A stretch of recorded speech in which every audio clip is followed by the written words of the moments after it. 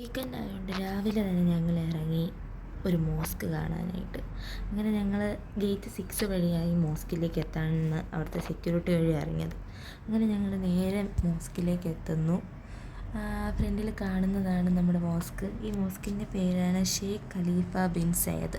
ഈ അബുദാബിയിലുള്ള മിക്ക ആൾക്കാരും മോസ്റ്റ്ലി ടൂറിസ്റ്റ് പീപ്പിളൊക്കെ വരുന്ന ഒരു മോസ്കായിരുന്നു ഇത്.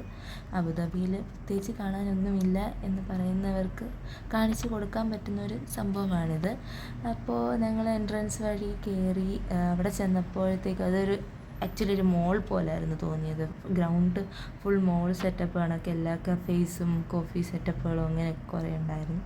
അത് കഴിഞ്ഞ് ഞങ്ങൾ അവിടെ നിന്ന് ഒത്തിരി നടക്കാനുണ്ടായിരുന്നു ഈ മോസ്കിലേക്ക്. ആക്ച്വലി നമ്മൾ അണ്ടർഗ്രൗണ്ടിലായിരുന്നു ഇത്. ഇനി നമ്മൾ സ്റ്റെയർസ് കയറി വേണം മേളിലെത്താമെന്ന് അവിടെ നിന്ന് ഇറങ്ങിയത്. പിന്നെ അതിലേക്ക് കൂടെ പോകുന്ന വഴിയിലെല്ലാം ഫുള്ള് മോസ്കിനെ പറ്റിയുള്ള കാര്യങ്ങളൊക്കെ ആയിരുന്നു. അവിടുത്തെ ഓരോ ആർക്കിടെക്ചർ കാര്യങ്ങളും. പിന്നെ ഇവിടെ പറയേണ്ട പ്രത്യേകിച്ചുള്ളൊരു കാര്യം എന്ന് വെച്ചാൽ ഇവർ ഇത്ര ബ്യൂട്ടിഫുള്ളായിട്ട് ഇത് കാത്തു സൂക്ഷിച്ച് വെച്ചേക്കുന്നതെന്ന് എനിക്ക് മനസ്സിലാവാത്ത കാര്യം. ഇപ്പം നമ്മുടെ നാട്ടിലെ ഓരോ പ്ലേസസിലൊക്കെ പോകുമ്പം ഭയങ്കര പൊല്യൂട്ടഡ് ആയിരിക്കും, പക്ഷെ ഇവിടെ ഇവരതിനൊന്നും അനുവദിക്കത്തില്ല. അത്ര പെർഫെക്റ്റായിട്ടും ക്ലീനായിട്ടാണ് ഇവരിതൊക്കെ സൂക്ഷിക്കുന്നത്.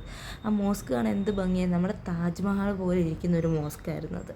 അത്രയ്ക്ക് ഭംഗിയായിരുന്നു കാണാൻ. അതിനകത്ത് യൂസ് ചെയ്തേക്കുന്നത് ഓരോ കുഞ്ഞായിട്ടുള്ള കാര്യങ്ങൾ പോലും ഭയങ്കര പെർഫെക്റ്റായിട്ട് അവർ ചെയ്തേക്കുന്നത്.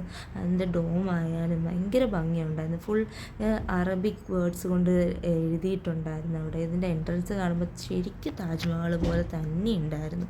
അവിടെ ഫുൾ ആൾക്കാരായിരുന്നു. നമ്മളിങ്ങനെ അതിലേക്ക് കൂടെ ചുറ്റിക്കറങ്ങി നടക്കുന്നത്. പിന്നെ അവർ എല്ലായിടത്തും നമുക്ക് നടക്കാനൊന്നും പറ്റത്തില്ല. അവർ ചില ഏരിയാസ് റോപ്പിട്ട് വെച്ചിട്ടുണ്ട്. ആ ഏരിയാസിൽ മാത്രമേ നമുക്ക് നിന്ന് ഫോട്ടോ എടുക്കാൻ പറ്റത്തുള്ളായിരുന്നു. പക്ഷേ അത് നല്ലൊരു കാര്യമല്ലേ. ഫുൾ ഏരിയ നമുക്ക് ക്ലീൻ ചെയ്യേണ്ട, ഫുൾ ഏരിയ അൺക്ലീൻഡ് ആവുന്നില്ല. സോ നല്ലതായിരുന്നു. പിന്നെ നമ്മൾ ഇവിടുത്തെ മെയിൻ സ്പെഷ്യാലിറ്റി എന്ന് വെച്ചാൽ അവിടുത്തെ കാർപ്പറ്റായിരുന്നു. വൺ ഓഫ് ദ ലാർജസ്റ്റ് കാർപ്പറ്റാണ് അവർ പറയുന്നത്.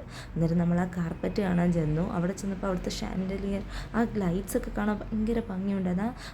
അത് ഭയങ്കര രസമായിട്ട് അവർ മെയിൻറ്റെയിൻ ചെയ്തേക്കുന്നു. പിന്നെ അവിടെ ഒരു ക്ലോക്ക് ഉണ്ടായിരുന്നു.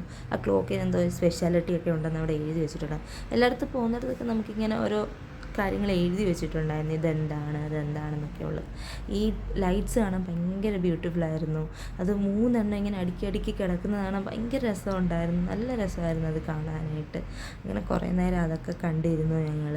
പിന്നെ നേരെ പുറത്ത് വന്നു. അവിടെ പുറത്തായാലും കുറേ ഫൗണ്ടെയിൻസും അങ്ങനത്തെ കാര്യങ്ങളൊക്കെ ഉണ്ടായിരുന്നു. ഗ്രീനായിട്ട് വെച്ചേക്കുമായിരുന്നു. അവരതെല്ലാം കട്ട് ചെയ്ത് നല്ല പെർഫെക്റ്റായിട്ട് വെച്ചേക്കുന്നത്. പിന്നെ അവിടുത്തെ വാട്ടർ റിഫ്ലക്റ്റിംഗ് പൂൾസാന്നൊക്കെ എഴുതിയിട്ടുണ്ട്. അത് നൈറ്റിൽ അതിൻ്റെ റിഫ്ലക്ഷൻ കാണാൻ പറ്റുമെന്നും. പിന്നെ നമ്മുടെ ക്വീൻ എലിസബത്തും എല്ലാവരും ഇവിടെ വന്നതായിട്ടും അവിടെ മെയിനായിട്ടുള്ളത് തട്ട് ഇട്ടുകൊണ്ട് പോകണമെന്നുള്ളതാണ്. അപ്പോൾ ശരി ഗൈസ്, ബൈ.